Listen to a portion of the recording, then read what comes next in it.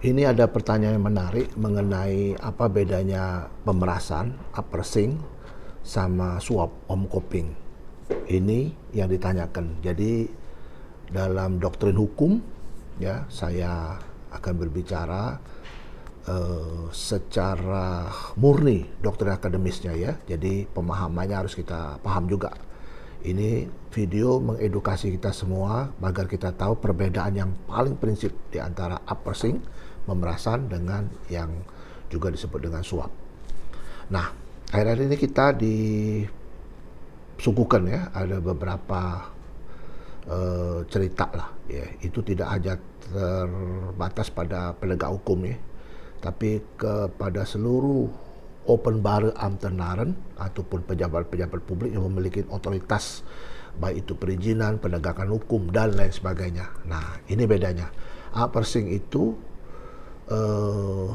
konteksnya ataupun substansinya itu ada terletak pada inisiatif dari pemegang kekuasaan ataupun otoritas. Ketika dia akan melakukan sesuatu, dia meminta sesuatu dengan tidak ada memberikan pilihan lain kepada calon korbannya.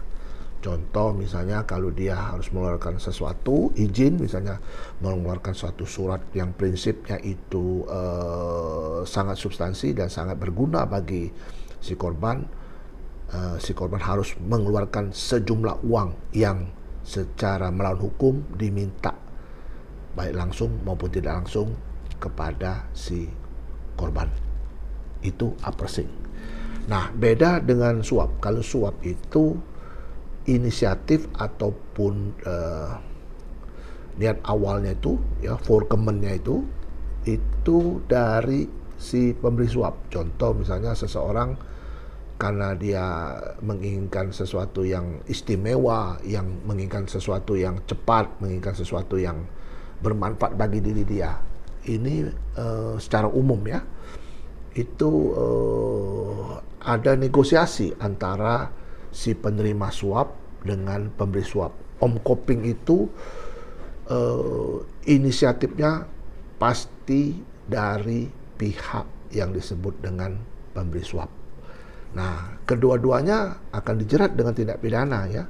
Namun harus dibuktikan secara benar ya, ataupun secara faktual oleh aparat penyidik ataupun aparat yang berwenang untuk membuktikan apakah benar seperti itu. Nah, jadi kita sudah bedakan ya.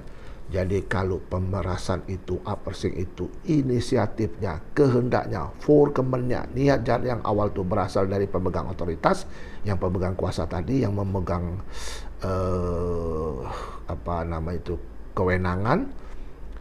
Namun kalau untuk omkoping itu inisiatifnya berasal dari orang yang meminta, memohon kepada si pemegang kuasa ataupun kewenangan untuk melakukan sesuatu demi kebaikan, demi untuk keuntungannya dia. Jadi itu bedanya. Nah, yang menerima kena, yang menyuap juga kena.